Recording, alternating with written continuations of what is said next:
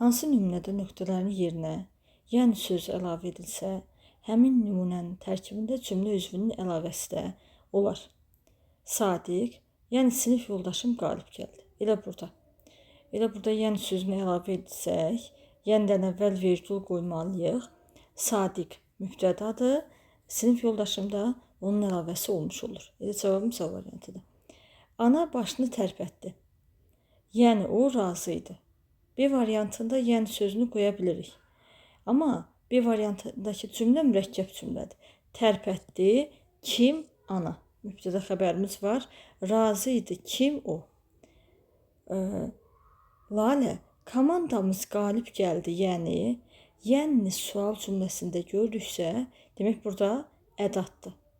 Yəni olanda həmin cümlədə əlavə varsa, o bağlayıcı vəzifəsində işlənir. Ərzaq məhsulları, yəni yağ, süd, pendir soyuducuda saxlanılır. Burada yəni sözünü artırırıq, amma əlavə yoxdur. Burada yağ, süd, pendir həmçinin üzvlərdir. Ondan əvvəl gələn ərzaq məhsulları da ümumiləşdirici sözdür. Yəni biz bugün yarışı qələbə ilə başa çatdırmalıyıq. Yəni burada da əlavədən istifadə olunmuyubdur. Cavabımız olmalıdır A variantı.